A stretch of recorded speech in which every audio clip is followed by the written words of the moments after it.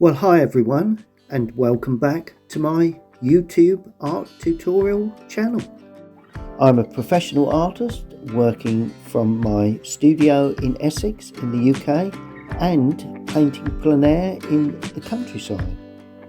This week I'm at the Writtle art group demonstrating a lovely little barn in the Essex countryside.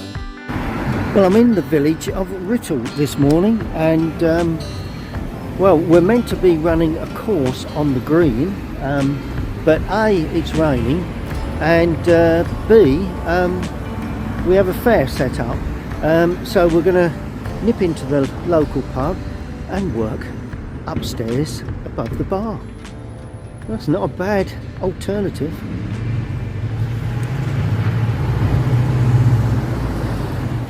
Okay then, well, so we're going to use ultramarine, French ultramarine, cadmium yellow and alizarin crimson. They are the three colours that I'm going to use. Now I will need water, of course. I'm yet to pour the water out, but I'll have a bit of sip as well. I hope that wasn't from the water butt this morning. But anyway, right, now what I'm going to do, I'm going to damp the colours first. So damp the ultramarine, clean the brush, damp the alizarin crimson, and damp the cadmium yellow. So those three colours are now nice and damp, because if you've not used them for a day or two and they're in your palette, they will dry and get hard, and you will have problems getting the getting enough paint out.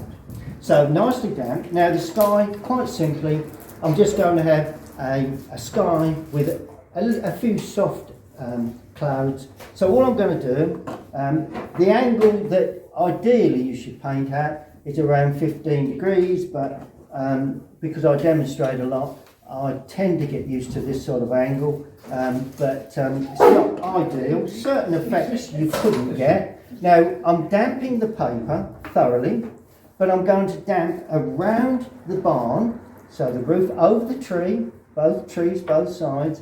I'm going to damp over around the barn, so the barn roof hopefully will remain white paper when we add colour, and down as far as the distant land there. So that is going to be put in wet into wet to try and give a blurred effect. That's the idea of that. So I've damped the paper right the way over. I don't know whether you can see the shine on that properly, but you can see the colour because I've got a little bit of colour now in the palette. Right. There you go, just damp that again, it shouldn't dry too quickly. There you go, so that's what I've done. Now what I'm going to do, I'm going to use a blue, leaving the white clouds. It's quite a simple sky, and the stronger blonde having the light coming from the left, so we've got the barn gable end in shadow, and the sunlight on the front. So most of the darker cloud will be on the right hand side. So there's the first. I'm going in really strong because you've got to remember that the paint will dry considerably lighter. There we go. So we've got a bank of cloud work just sweeping across the sky.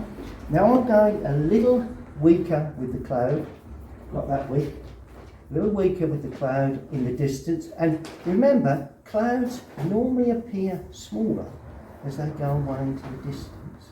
So try and do smaller cloud work in the distance and paint over that far distant land down as to the edge of the distant field.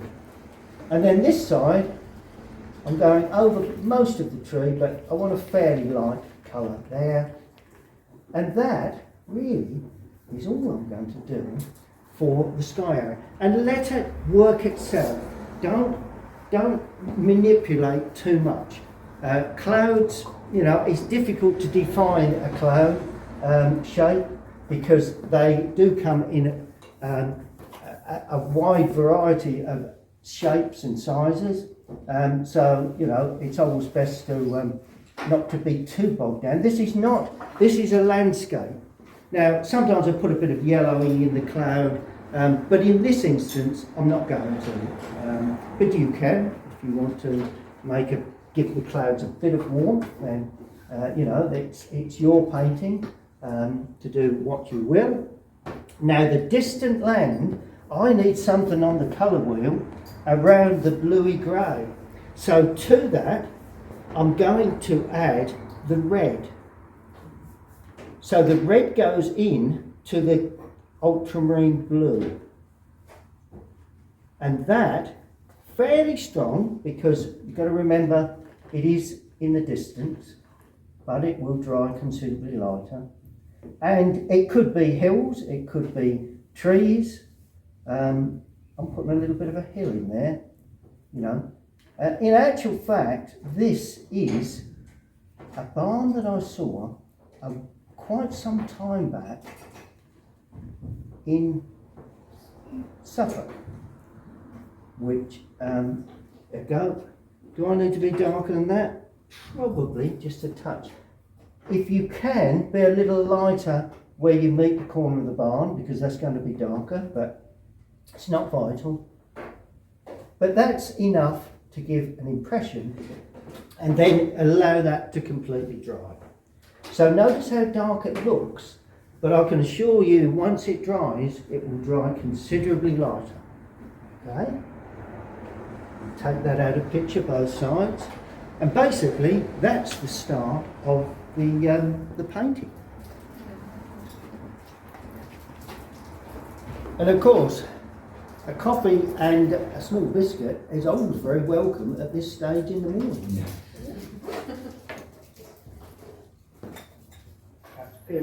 Okay, the next stage will be the land. I always feel when you're painting a landscape that if you get the sky in, it sets the mood of the day. So if it's going to be thundery and cloudy, you know, that sets that mood. If it's bright and sunny, as this one is, that sets that mood. Or if it's an evening or an early morning, it actually sets the day. So I always paint the sky first.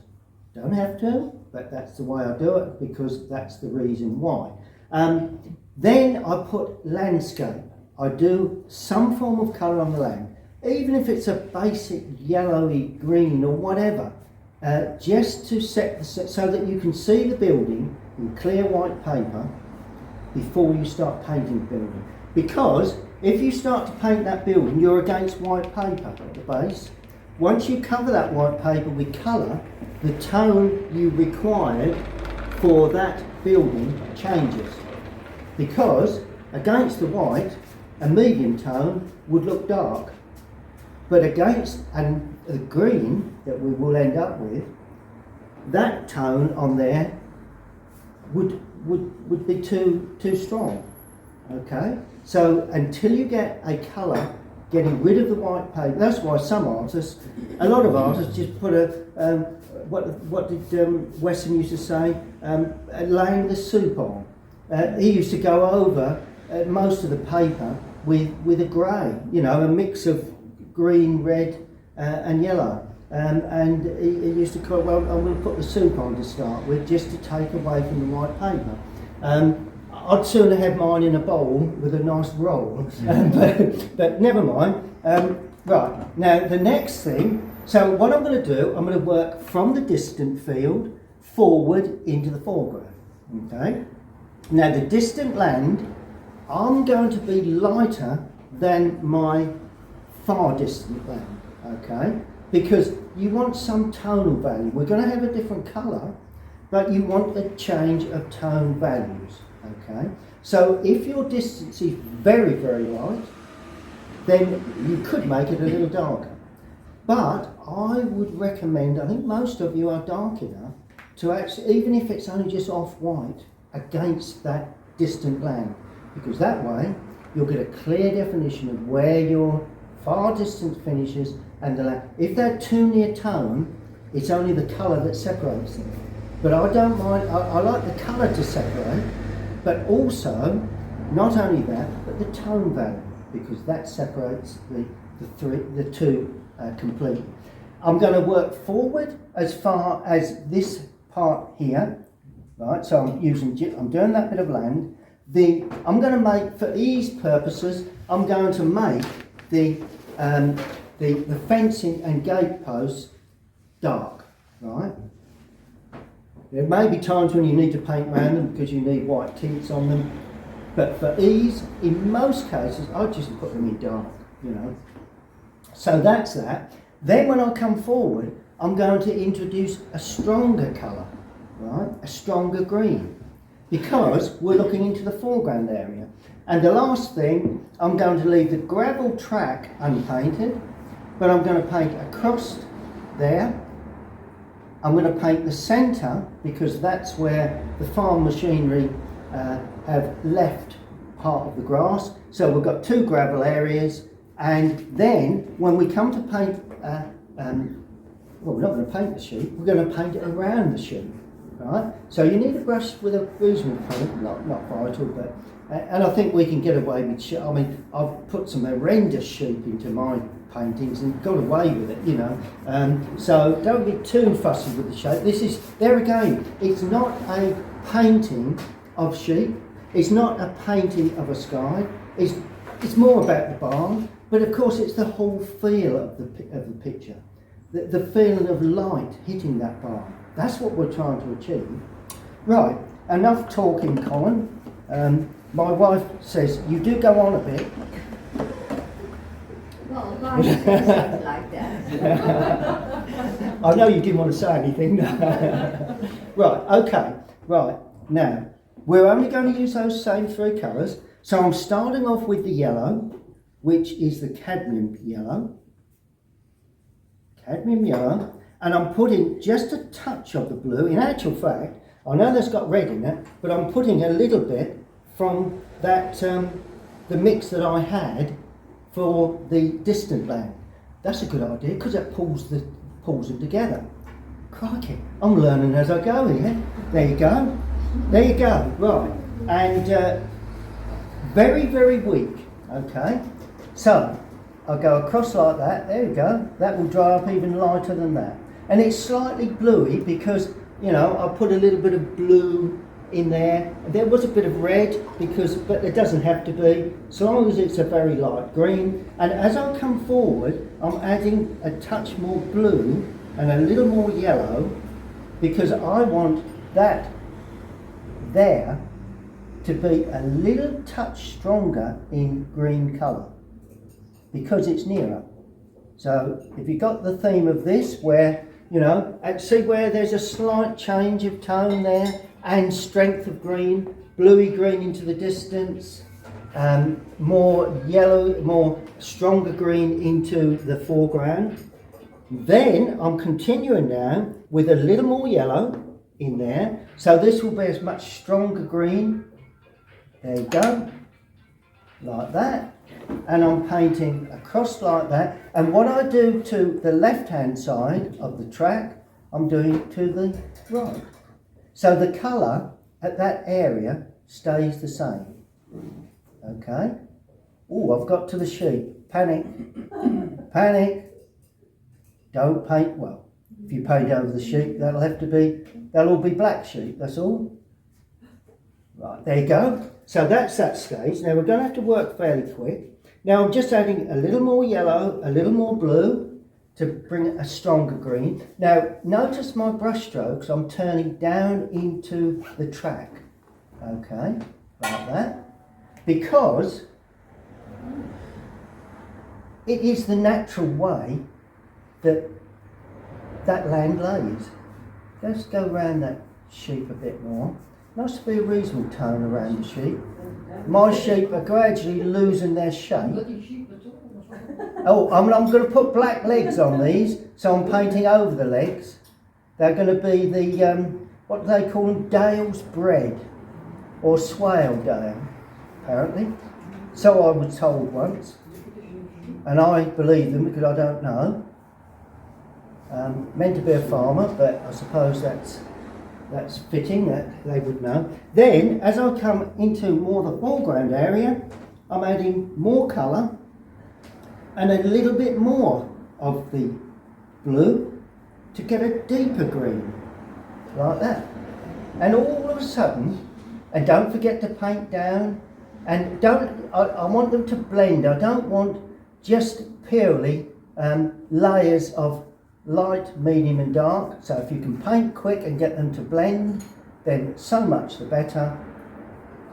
There we go. That's looking good. And as I say, paint down into the track, and I'm actually going back. See the way I'm going back to try and get that bank to appear as if it stands up. Yeah? See where I've been a little darker, because that's the way it turns into the track. And then finally, as we come into the foreground, I'm using quite strong colour and quite a lot of blue in there. There you go, look at that. Yeah. Is it good? I don't know. I should know, but I don't know. Anyway, we'll go with it. Yeah, we're happy with that. We've got to be now, it's on there. That's what I'm saying. There you go, lovely. Look at that. And there again, just cut back in with the darker colour, a little way up the track like that, just to show that there is a... See the way I've put the cooler green in the distance and the stronger green in the foreground. Basically, if you paint fields, if this was a river, I'd paint it exactly the same, turn down into the bank, and then do you know what I'm going to do? No, you don't, do you? Well, I'm going to tell you. And while I'm saying that, I'm thinking, because I don't know quite what I'm going to do yet. Right, yeah, I know what I'm going to do. Do you know, I'm going to add some red to that. Here, there, look. What am I doing that for? I'll tell you why. Red, yeah, why? Red is a complementary colour to green. Okay. So, if you stroke that in, don't blend it, just stroke it in, and then just leave it, okay? Because that red will actually look a little bit earthy, and also, so there may be earthy patches, and when it dries, it will make the greens look greener.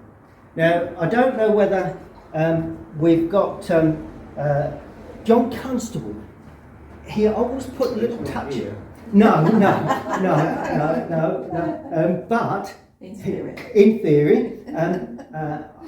he always put little red patches in places, whether it be on a figure, and it didn't always really match what it was in many cases. In other words, sometimes just little patches of red. And if you can do that into your greens, I've gone a bit wild with mine, but that's me. But you'll notice that green shows up considerably. When it dries, it will look greener than it would have done without any other colour in that channel. Good. Okay, now I'm going to paint the roof now. Now it was pantile roofing, so it's red, right? Well, we have a red, alizarin crimson, but that's too pink, okay? So, to make that more orangey, we need to put what do we need to put with it? A yellow. Perfect. Okay, so we need more yellow just to give the alizarin crimson a more orangey look, okay? Brilliant. Right, now I'm going to start off with the alizarin crimson because that will dominate the mix. Then I'm going to put a little touch of the yellow with that. And if you notice, I don't clean my brush, right? When I'm diving in there, right? If you notice, so the key to this is, because once you clean the brush and then you dive into the yellow, you've weakened your mix. Right? I don't want any more water with that. All I need is more paint to get a darker colour. Right? So to be quite honest, at the end of a painting session, if you want to freshen the colours, let them go hard, and then when I get home, I'll just use a brush and just damp them up and lift off with a tissue or something just to take the surplus colour paint away. That's the way I work. Some people are always changing their water. I can go all day and paint 3 pictures with the same water. They get a little bit murky towards the end of the day, but you know, providing you've got your tone values right, you're halfway there. Okay, so we're looking for an orangey red, right? Now, if you notice, there are some gaps in that roof, and the reason for that is they are where the tiles are missing, because I want to give that old barn effect, right? So the tiles are missing. So I'm going to paint around that, but later we will paint as if to make it look as if there's a hole in the roof, right? Okay, so they're not tiles, they're not impressions of tiles, they are purely openings in the roof, all right? That's a surprise, isn't it? Right, now I'm going to actually start on the right-hand side of the roof, okay? Because that's where the stronger colour will be. I always just test to see whether I need, let's go just a little stronger. So I'm adding more colour, less water, just a touch more red, I want a nice brilliant red. And because you're using the same red as you've used in the green, it pulls it all together. You know, this is the beauty of not using too many different colours. Oh, that's all right. And notice I've tried to draw it as if there's a good bit of a bow in the roof, but that's not vital. If it's too neat, it doesn't look like an old barn, basically. And I'm picking around that area there. So you can be quite rough with this application, right? And I'm painting around that area. If you happen to overpaint an area, then just create another area that you've not overpainted. Anywhere in the roof really. Just be careful, we have a tree coming over there, a branch. And that's the reason I've painted like that fairly quickly.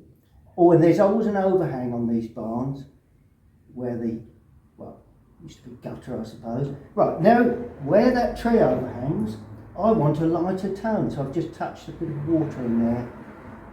And there you go, just to make it a little lighter. And I'm just going to stroke in 1 or 2 little marks at the angle of the roof just before it dries.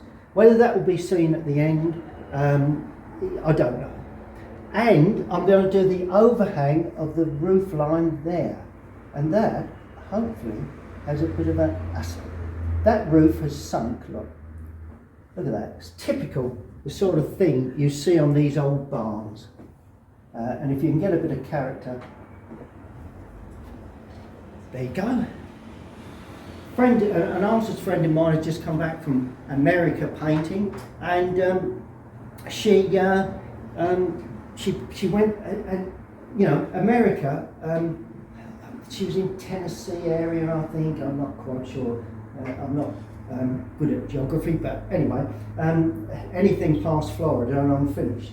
But anyway, and she said, you know, there's lots of these old barns, but capturing the character of the old barns is the key, because an old barn on its own is nothing unless you capture its character.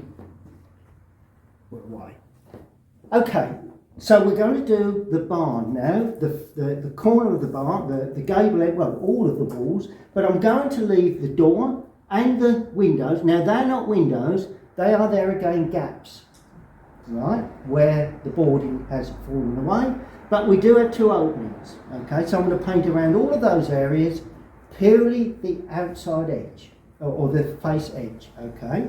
Now, I've mixed the 3 primaries together to get a, sort of like a let's see what I've got, there we are, that to me is a wood colour, there you go. So we can get that mixing the 3 primaries. We've actually added a slight more red and blue rather than too much yellow, because once we add yellow, then unfortunately you end up with a green. And I'm painting down like that. You can be a little bit sloppy with this, and I'm painting back in, trying to get a little bit of that colour just to hold, to try and give it an aged look. And I'm going to use the same brush as I run out of paint, because I think eventually it will become lighter as I lose paint from the brush. And I'm just painting around the openings, down into, oh, and when you meet the grass, have a jagged edge. We don't want a clean straight edge, because if you do, and oh, another thing, the actual, you know, see where I've got a double line there and there, that's the thickness of the wall of the barn. Leave that white, right, if you can. If it's too late, well, it's too late, you know. And that is the lovely barn, and keep a rough edge at the base, because to me that will give a feeling of grasses standing up. We don't want clean washes of colour where the building sits on a manicured lawn, you know. This is an old barn in a field with 3 sheep running around that will use the barn overnight or if the weather turns bad. Well, while we've got this colour, why don't we use it for the gravel track? That's all right, I just turned the recording back on. Right, now for the gravel track, we're going to be lighter than the grass, right? Because if you notice, gravel is lighter than the green, right? Too dark and you won't get the change of tone, right? So whenever you do gravel or even roads against grass, that will be lighter.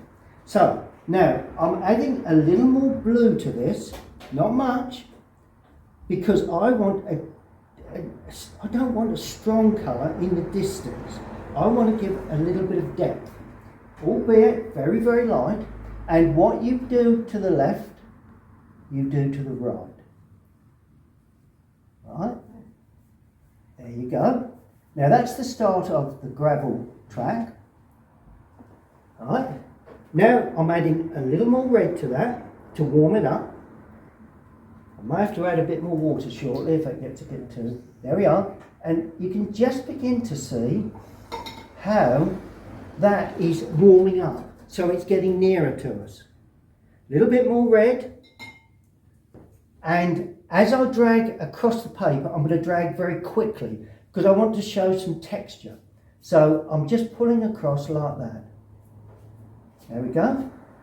And that gives me a little bit of gravelly effect in that foreground. Doesn't have to be neat against the grass. And then finally, our old favourite, the red, is going to dominate this little area.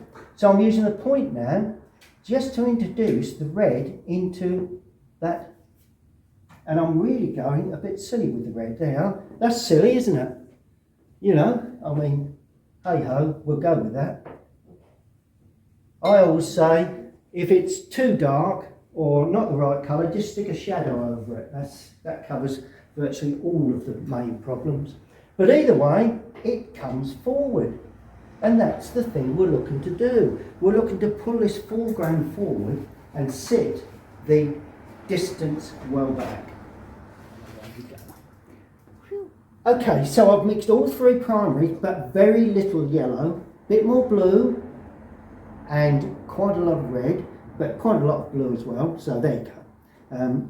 Anyway, it's enough to create a very dark colour, because very little light going into that barn, and I'm painting down like that, and it's more or less like I would a window really in the roof. Oh, and there would be a couple of little cross sections as well. So I've left a little cross section there. See the way, I don't know whether you can see that, but you could come up if you wanted, where I've left a rib that actually that would normally support the beams rather than being just a window. There you go. So that's the inside of that. So that's what I would do basically if that was a window. This time I've left the odd rib or two just to show that is an opening. Right, now I've got ribs that, yeah. Now, this is an opening, right? But I'm going to show you something now, which is quite interesting. Well, I hope it is. Notice how I've done the top like that, right? I'm going to then just damp and allow that to run down into the lower area. And that way, hopefully, you'll see the impression of a bit of light inside, okay? So we've got the darker area, I'll show you more on these, the darker area at the top and down the right, but there's a little bit of entry of light through there. So you would see a little bit of light in the lower part. So it's not a window glazing where you'd only see reflection, it's an opening, okay? Oh, the door is shut. So we should have put a brown on that, but we're not worried, we'll sort that out later. Right, while we have this colour, we're going to use a bit more red in this now, that's it. A bit warmer for some reason, don't know why that is, but anyway. And what have we got here? We've got another opening here, like that. Another opening there with a section that goes down. No need to be too neat with these. I'm not going to put any light into these. There we go, that's good enough for me as openings. Right, now we have the big openings. Now, the drawing shows something inside. Now, I was going to put a tractor, I was going to put the front of a John Deere, with the wheels, and I thought, no, this is about the barn in a field. Let's not get, but if I wanted to paint a tractor, I'd get a bit closer and do the job properly. So I'm just going to have an opening there, but we do have some hay bales on the left-hand side. Right? So I'm going to, that's what they are. So I'm going to paint around those, but let me show you on this door first, this opening first. Right, here we go. Plenty of colour, very little water, and we've got quite a large area, and I've put quite a lot of I've put a little bit of red in there, a little bit of yellow, but it's mainly the three darker colours. Right, now that's nice and dark. Right, I'm going to paint across the top, right, leave the bead of the thickness of the wall white paper. It is fairly crucial, but if it's already gone, doesn't matter. Now look, I'm painting down like that, right? Right? And actual fact, I'm going to do the same this side. But I'm not going all the way down because I want to show light entering the left-hand side. Probably should have been the right-hand side, but I don't think anybody's going to really worry about that. And I'm adding a little red now to give a bit of warmth to this with plenty of water, right? And I'm just pulling down like that. And that, and keep it jagged in the lower area. And paint around the hay bales. In actual fact, it looks as if there's a fire inside. I think it's a light, but there you go. That's that red. Could have added a bit of yellow, but I'm going to use yellow for the bales of hay. But I'm going to let that dry. Can you see that because it's not a glazed area, it's an opening? And if you put across the top and either down the right or down the left hand side, and then be lighter in the lower part, it looks as if you can go inside. It's not a glazed area. And in actual fact, I may, thinking about it, and I don't think about it very often, but I'm thinking about it, I'm going to lift a bit of colour off right in that bottom right hand corner. There. Just to give that added feeling of light. There you go. See how that's really brightened up that lower area. We paint these, I don't want to be using the point of the brush, picking out impressions of leafing. I want to paint the complete tree, okay?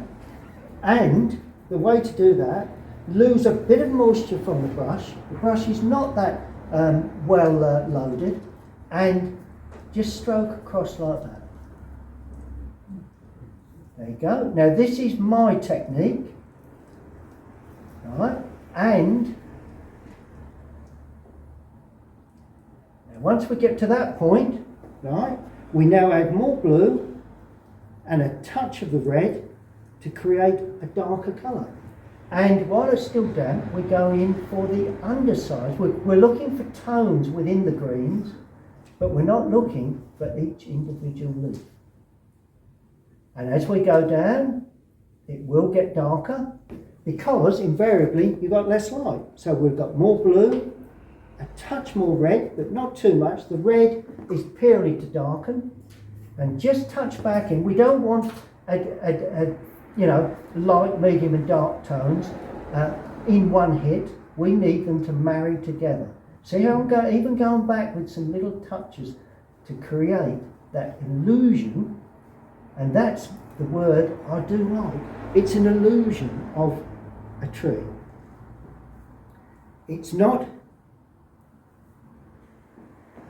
and I've just used more blue and a touch of red again for the real, what I've called the undersides of the branches.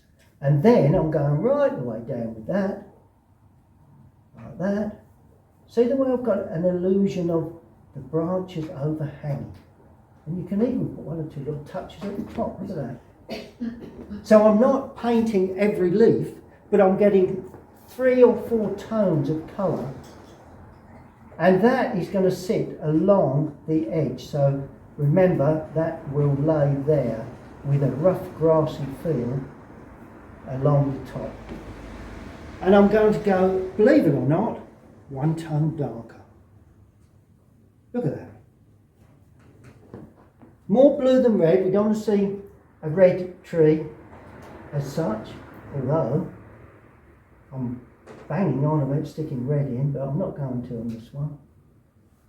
There you go. And as you can see, you're getting varying tones. See the way I've got light, medium and darks to give that illusion that we've got an overhanging branches. Don't make it too fussy. As he said, going back in with some more paint. I should be walking away from this because I'm looking too much. Okay, now we've done the tree on the right, the same principle applies for the tree on the left.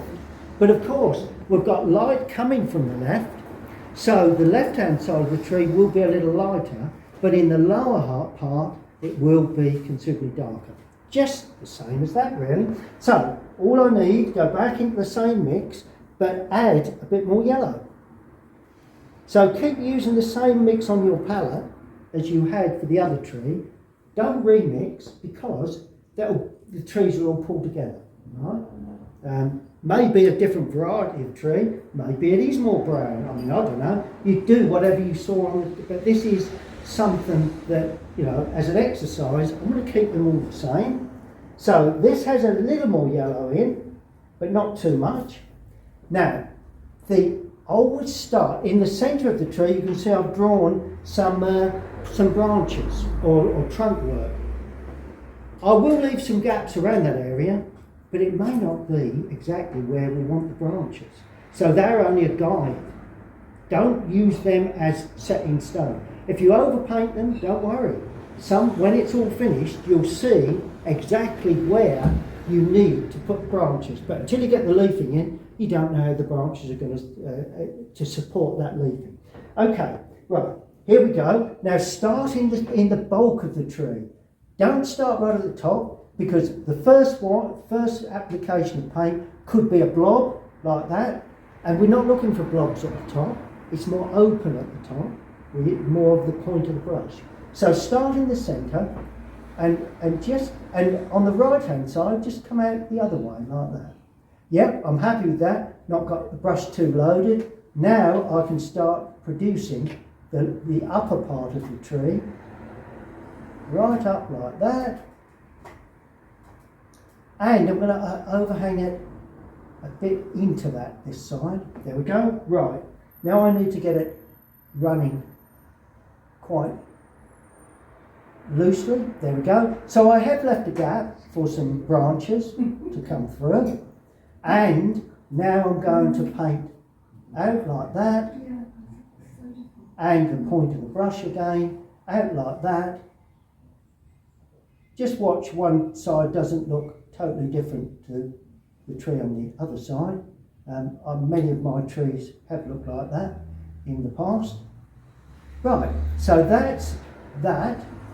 Right, now we go darker again, more blue in the mix, just to darken it, and then start in the bulk, there we are, and put it underneath the lighter tone, because that's where the branches would be in shadow, underneath the lighter tone. Bit more blue, just a touch of red, just to really darken that blue off.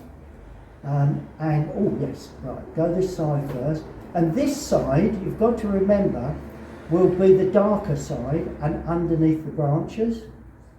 Two branches overhanging. Oh, that may be dark as well, with a little bit of branch work overhanging. But this side, not too much dark. Just on the undersides of, just where there you go. See, I've got the light, the medium, I suppose it's time for the dark. And that's just more blue in the mix. Touch of red. So it's quite a little bit of yellow in there. Just try and make it green rather than red or too blue. Whoops, that's a lot of blue. Oh well, let's go in. Here we go. And then paint back in before it dries, because all of a sudden you get those little dark accents. Well, I don't know whether you can get dark accents, but there you go. And of course, we have the outside edges. Then we have a branch that overhangs, and this has got to be dark. I'm really ramping up the dark here, because that's going to overhang that area there. It's not going to overhang at the back, so that's going to remain there you go, look at that. Right, so we've got the overhanging branch there that hangs forward. You've got to remember, it's not one way or the other, it hangs forward. But then we've got the dark roof. Maybe another one just hangs there. And I thought that was quite a nice feature to show that the actual tree is hanging over, so you can see the tree is very close to the barn because it's overhanging that barn area. And now I'm going in really, really dark for one or two finishing little touches. And while it's still damp, if you can work, while it's still damp, that is an advantage because it blends, you get the varying tones. Bit more dark, notice I'm putting more dark areas in on the right. There we go. I think, once we get branches on there, brilliant. Okay, now looking at the tree, I'm using the same dark colour, but this time I'm starting, because I've got that dark colour on the brush, I'm starting with that dark colour. And shall we have that overhanging a bit of the barn? Not a bad idea. There you go. You can, there's no need. And then as I go up, I'm adding a bit more yellow to that to create a lighter green in places, albeit fairly dark against the barn, because that is the idea of this. And now I'm adding a bit of red here because I want to show some very uneven hedging that you get out in the fields. So a dry brush, well, damp, but very less water, and I'm just going to, and this is a bit of red in here, because just keep that uneven, that lovely uneven feel. And as I say, you may have your own version of the way you interpret that, But that's what I'm doing. That's going out of picture. Now a bit more blue going in, quite a lot of blue going in, because I'm going to try and break that up just a little, just before it dries, with a touch of darker tone, particularly in the lower area where it meets the bottom. There you go. And the underside as well. But at the end of the day, that is all in shadow. So we're not too concerned on how that actually looks. It's running out of picture. The key to areas that run out of picture, you must keep those areas that run out of picture more simple. And I've done quite a bit to that, but it will dry, the tones will gradually mellow. But the simpler the better, because you don't want to track the eye out of picture, you want to track the eye up the track to the gate opening and the barn itself, okay? But either side, we've got, on the right, we've got an area of tree work that holds the composition in, stops the eye running out of picture. And on the left, we've got this lovely barn, but we've got another hedging that's fairly high that then again sends the eye into the opening, back round again. So it's all about composition. Just the barn in front of you, and in actual fact, I will tell you that the original barn photograph, there was a hedge that just ran through. That tree was well out of picture. So I've used license, I've cut the hedge away, not physically, but in my head, and I've put a fence and a gate opening to allow your eye to get depth into the painting. Just, if you were to have that hedging run right the way across there, it would be all about the barn, then you'd have to use quite a lot of detail on the barn to attract the eye. This way, it's about the land beyond the barn in a field. Well, you may have missed that, but I've put in basic shadows using French ultramarine and alizarin crimson. I'll put in a shadow on the gable end, running across the landscape, and shadows show the contour of the landscape. Right? So if you were to have a mown piece of grass flat, you get a straight edge, but because we've got a jagged edge, I've actually used spiky areas, and it actually shows that that bank is higher. It goes down into the track, up to the grass verge, down again and up to the grass the other side. I've used a shadow for the area there, which is the tree in shadow. There is a tree running out of picture, which has got hard edge shadows. This one, I've damped the paper and then laid in a lighter shadow, because that's a shadow from clouds that we see in the sky. Right, now we're going to paint the finishing touches. I'm going to use the rigger for these very small areas. You could use a mop brush that points well. And I'm using purely alizarin crimson with plenty of French ultramarine in there. The brush doesn't want to be overloaded. We're not looking for blobs of colour. And for start off, we have the underside of that area of the barn where it's in real dark colour, and that would be slightly jagged on the outside because, and a little bit of the thickness of those jagged edges from the tiles on there, right? So immediately you've created that illusion of the underside of the overhanging tiles. There you go. Now the windows.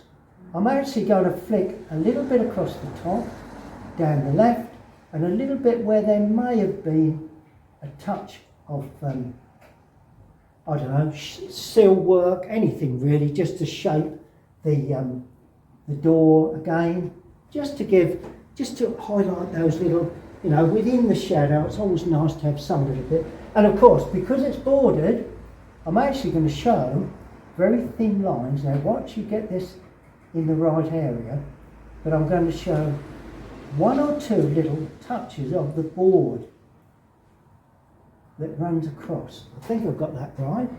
And down the corners, you do have a line where there's a section of wood that actually is a capping for the side of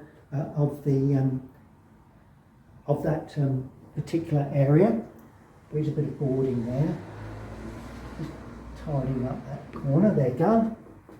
There is no gutter, but there is some uneven shadow edges because this is tile, these old pan tiles, and they're not even, they're all up and down, all over the place, but it's nice to put that in along that bottom edge where the pan tiles are in shadow.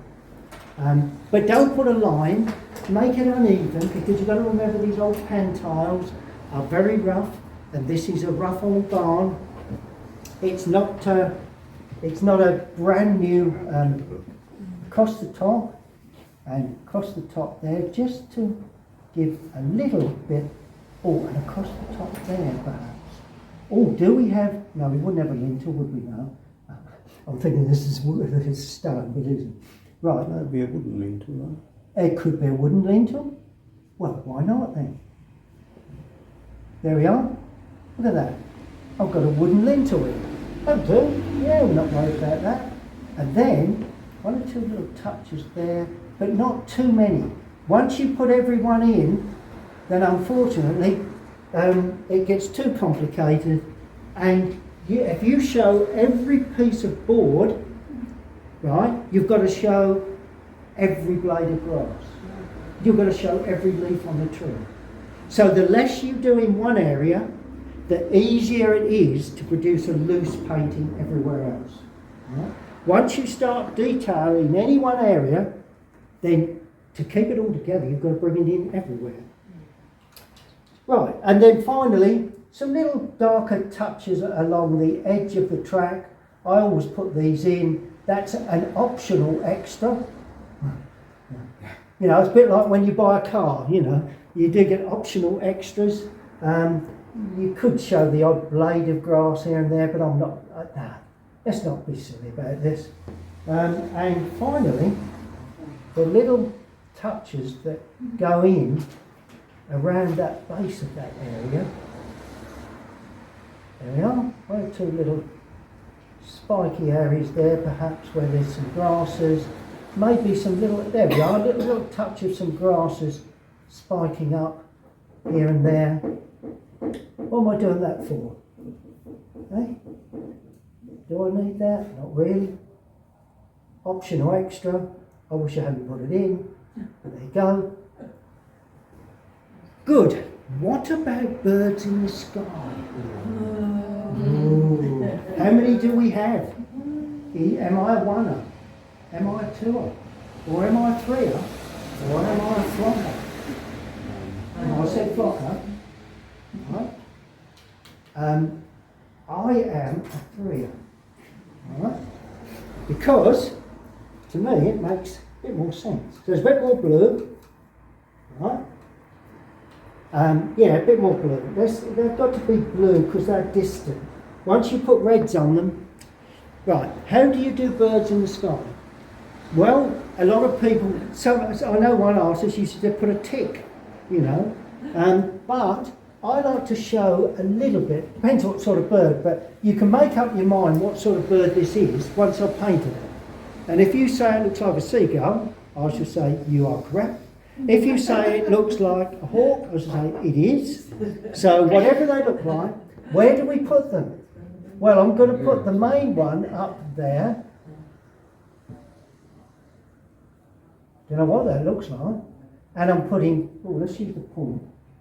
And then I'm putting a smaller one there, but notice I'm putting those at a slightly different angle. There we go, and let's just put a kink on this side of the typical seagull kink. There you go. And all we need to do now is to take the surround away, right? If you've got this. If not, you need a mat when you get home. And we'll see. Well, I hope you've enjoyed watching that demonstration. I'm here at Writtle for the local art group. And if you have, please subscribe to my YouTube channel, and we'll see you all again very, very soon. Thank you for watching.